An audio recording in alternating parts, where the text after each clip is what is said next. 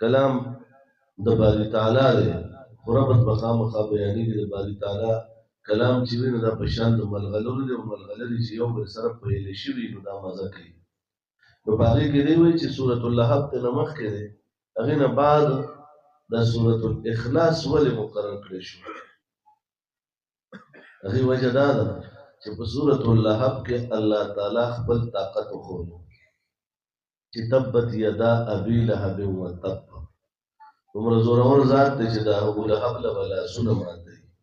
ما اغنى عنه ماله وما كسب سيصلى نارا ذات لهب وامرأته حمالة الحطب في جيدها حبل من مسد. هغه خپل طاقت یې ښولی د ربط د ذوق شی دی، زه ذوقي درته بیانومه. نو هغه الله وایي چې ګورې زه یو یم، هو الله احد. دا دومره زورورتیا چې په کوم رب کې ده هغه یو دی. په دې باندې مستقلا مولانا ادریس کندهوي رحمت الله علیه د ابو لهب دغه واقعه هم لیکلې ده چې ابو لهب د زامنو ته بیا عتبه او طیبه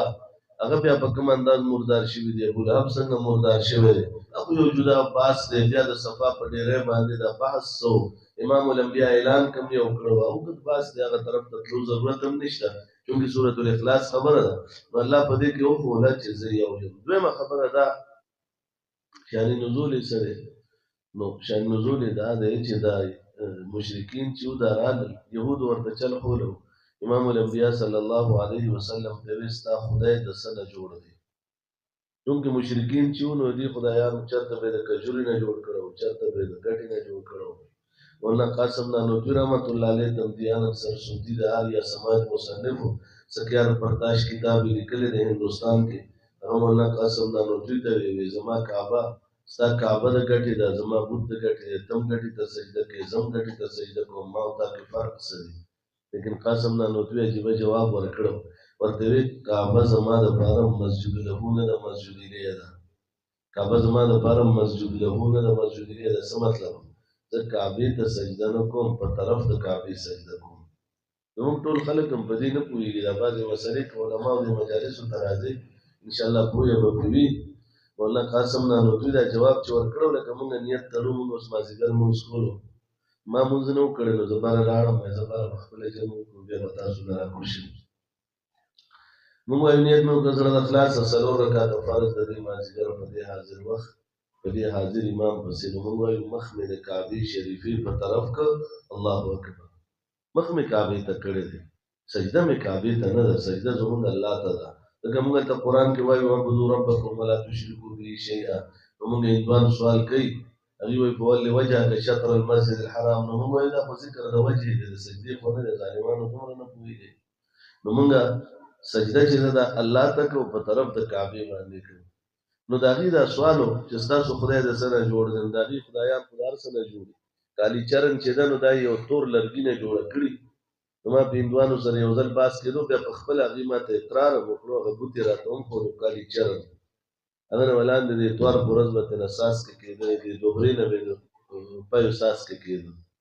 هغه هندوانو هغې ته به وړوکې کنډولې چین کې چې کوم کنډولي کې خلک کاوس کړي، دومره وړې کنډولې به ورته لاندې ونیسي، هغې کې به د روپیو څاڅکې راغی، هندوانو به هغه څټو. ما هغه د مندر کې چې کوم پادري و، دا دغه و، دا پنډت و، پنډت ته ما ویل چې کله ګپ شپ جوړ شو، نو مې د دې هغه اصلي حقیقت راته هغه چې و د پنډت نه ما تپوس وکړو، ما ورته ویل دا ما په حقیقت پوهېږه، ته خو وایې چې دا خپل خدای یادوي چې دا د نه د لاندې نه تبرک بهېږي او خلک یې څټي، نو دوی ته بیا برکت میلاوېږي. ما ته د دې برکت اصل وښایه. هغه بیا د شپې چې و نو هغه بوت مې سر داسې ډېر ښکلی مهین سر یې و چې هغې نه داسې هیله داسې ورسره ډکنه غوندې ترې لرې شوه. نو هغې کې به یې د ورځې پی واچول د شپې، او لاندې ورته هغه موږ به پخوا که ستاسو خیال راځي، اوس هم بعضې ځایونو کې هغه واوره چې داسې وایي چینجي غوندې پرې واچوي، بیا هغه بوتل یې شړت شړت پرې وکړي، هغسې توتې بوتې، بس هغه توته بوتې والا په دوبره کې لګولې وه، نو هغې نه به څاڅکې وشو، هغه به یې څښلو. هغې وایي دا زموږ مذهب دی. هرم کې او کم عقل ډېر زیات دي، دا ځکه یې تپوس کولو چې ستا خدای د څه نه جوړ دی. بوپال کې ما یو هندو ولیدو، هغه چې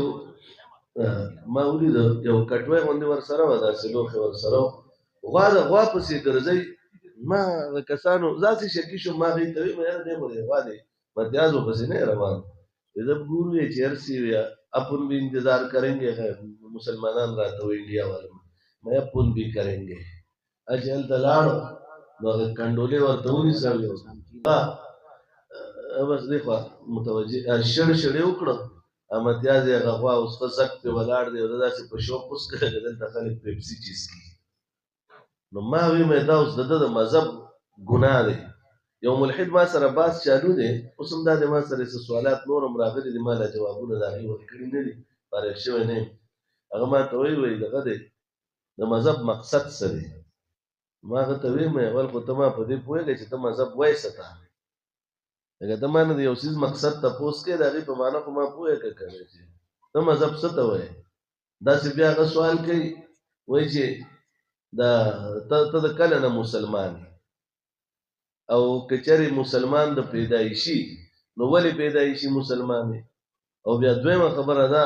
چې وایي د اسلام حقیقت درته کله راغی ستا ذهن ته کله ته پوه شو چې اسلام حقیقي مذهب دی ما ورته ویم او مې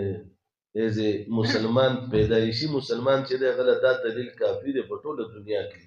د دې دلیل جواب یې چا سره هم نشته چې کل مولود یولد علی فطرت الاسلام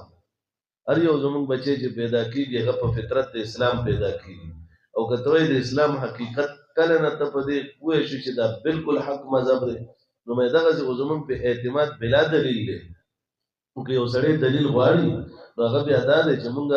هندوستان کې گیتا وکتو د هندوانو د مذهب کتاب هغه کې د کالی چرن باسو د مرغا جی د درغا جی د هنومان جی د پربو جی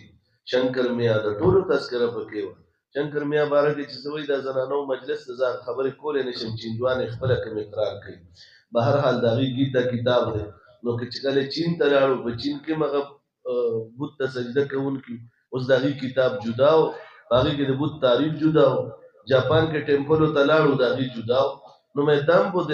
دیم بوت ته سجده کوي دیم بوت ته سجده کوي دیم د بوت ته وګوره د بوت ته وګوره د بوت د جدا تعریف کوي د جدا تعریف کوي د مکه مشرکینو لات منات اوزا جدا تعریفونه کول نو ما ورته مې داسې کې انجیلم دنیا کې وکړو یو ځای یو شان دی بل ځای بل شان صرف زموږ مذهب کې زموږ قرآن دی چې قرآن کریم شرق او غرب شمال او جنوب په ټوله دنیا کې اسلامي ملکونو انګریزانو ملکونو یا د قادیانانو